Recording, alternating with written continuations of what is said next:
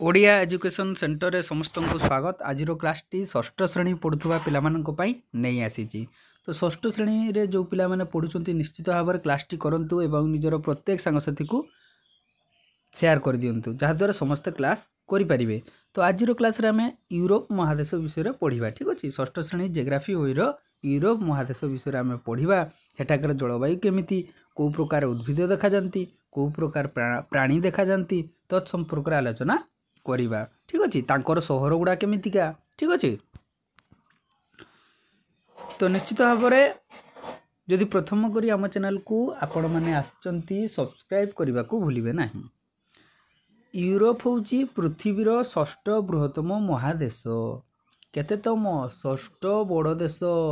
Serial number आम जो केतटा महादेश रही पिला माने कमेंट बॉक्स रे जणाइबो। ठीक अच्छे, तो से 6 नंबर अच्छी तुमर किए यूरोप। भारत केते नंबर अच्छी कमेंट बॉक्स रे जणाइबो। आमे भारतर अवस्थिति तापर वन्यप्राणी प्राकृतिक विभाग ए संपर्क आमे पढ़ी सारिचे।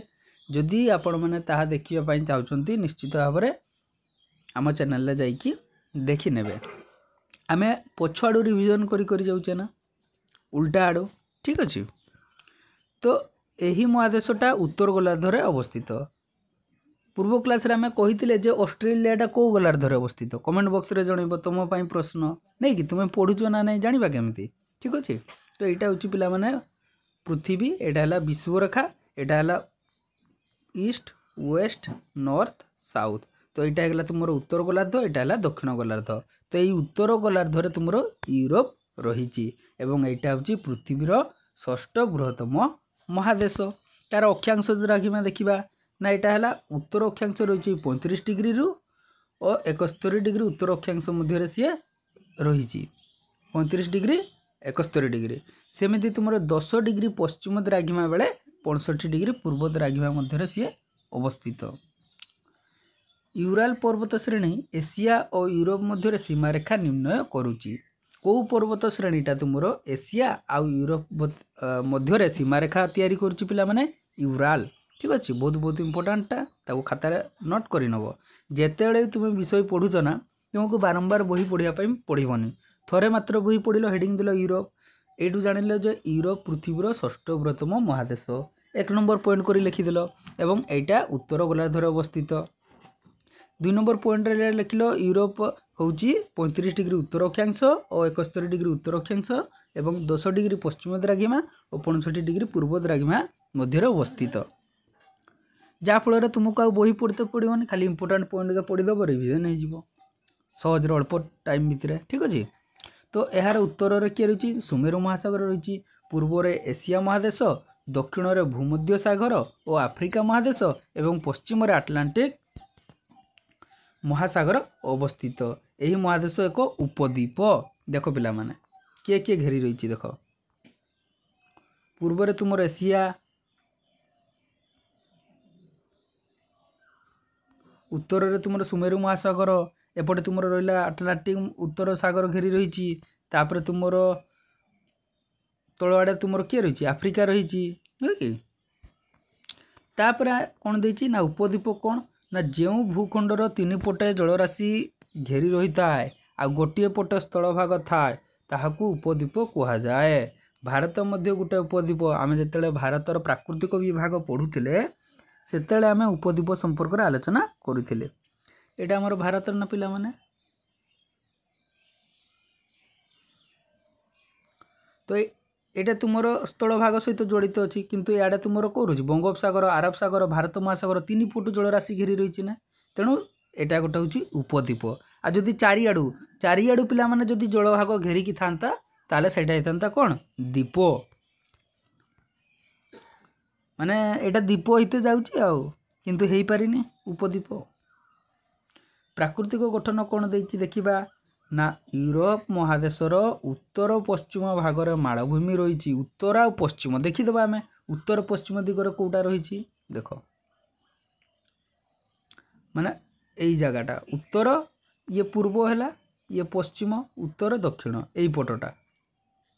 उत्तर कही ना उत्तर पश्चिम, उत्तर पश्चिमटा है तुम कौन मालभूमि रही, मध्य भागर समतल भूमि रही मझिरे, आ दक्षिण भागर कौन रही तल आड़े भंगुल पर्वत श्रेणी और मालभूमि रही। आल्प्स हूँ यूरोपर प्रधान पर्वतमाला। आल्प्स हूँ यूरोपर प्रधान पर्वतमाला। ये आल्प्स देखे कि पिला माने देख ना चित्र रे तुम बही रे।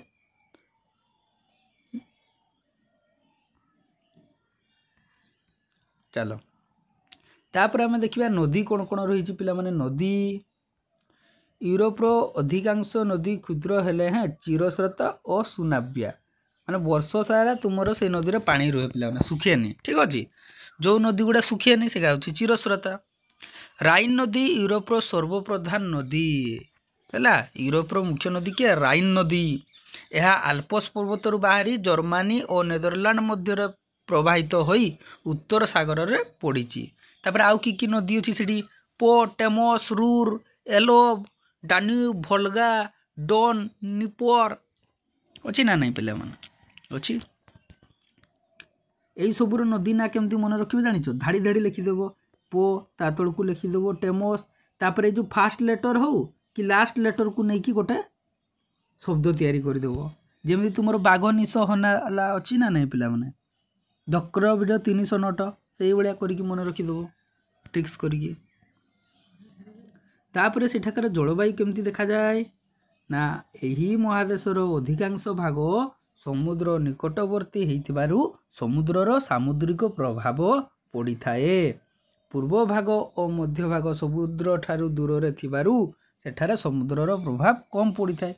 तुमे निजे कहना एटा हूँ तुम घर एटा तुम सांग घर तुम घर पाखे नदी रही तो ये जो नदीर प्रभावटा तुम घर उपर जहाँ पड़ो से समान तुम सांग घर उपर पड़ब कि पड़बनी ना से भाया कथा। फलत यू अंचल ग्रीष्म ऋतु अधिक गरम शीत ऋतु अधिक ठंडा हुए। सर्वोच्च तापमान और सर्वनिम्न तापमान मध्य व्यवधान अधिक और वार्षिक वृष्टिपात तुम यूरोप रे कम होता है। प्राकृतिक उद्भिद कौन कौन देखा पिला माने ना सुमेरु महासागर उपकूलवर्ती यूरोपर उत्तरांचल मेरु निकटवर्ती होइथिबारु सेठारे लाइकेन जातीय शैवाल और हिमोग्लूम और तुंद्रा उद्भिद देखा जाए। ठंडा जगह ना पिला माने अलगा गछ हो ही पारेबनी। तुंद्रा अंचलर दक्षिण को टाइगा अंचल अवस्थित।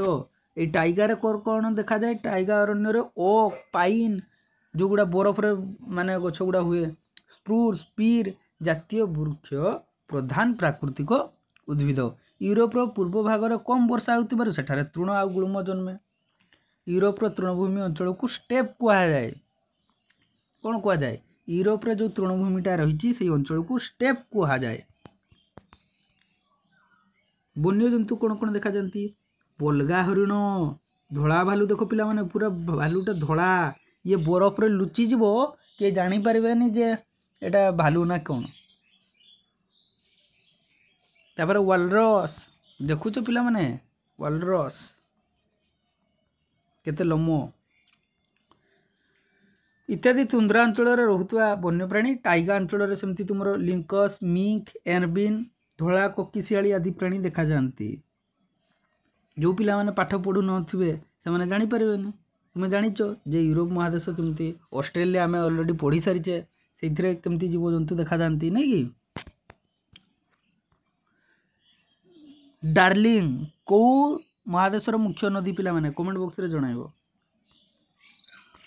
तुम्हें कमेंट बॉक्स रे किछि जणाउन कहीं तुमर कौन असुविधा होची जणाइबो ना। आ कौन चाहूच पिला माने आमे यार क्वेश्चन आंसर भी करबा कि कमेंट बॉक्स रे जणाइबो।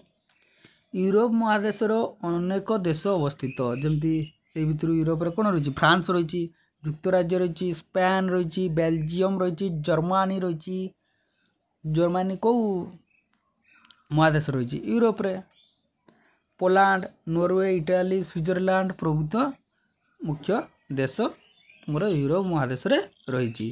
फ्रांस युक्तराज्य Spain Belgium Germany Poland Norway Italy Switzerland.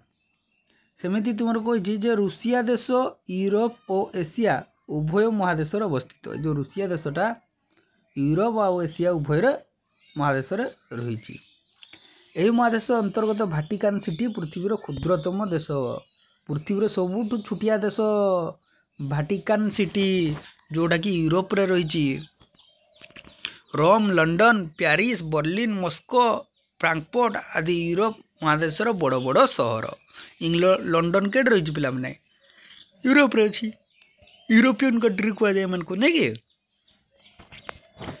Europe महादेशर अधिक संख्यक लोक सहर में बास करती। यह महादेश शिल्प समृद्ध सबुठारु विकसित। अधिवासी मैंने बेस धनी तांकर धनी आ समृद्ध सब तो बिजनेस आ शिल्प वाणिज्य खनि कार्य गमनागमन शिक्षा चिकित्सा क्षेत्र में अधिकांश लोक नियोजित। चाष कार्य प्रायतः मेसीन साहाय्य करा जाय सेठारे। ठीक अच्छे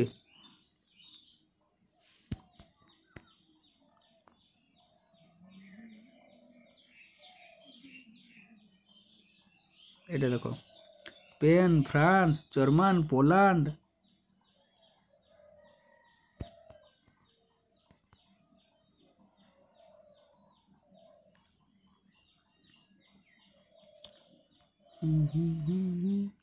सरीगला कि विषयटा एत टे विषयटा तो आशा करुच्ची पिला माने यही 10 मिनिट 11 मिनिट्र क्लास रे तुम संपूर्ण यूरोप महादेश को बुझी जाइछ एवं कहार कौन जदि प्रश्न रही निश्चित भाव में कमेंट बॉक्स रे जणैबे। धन्यवाद।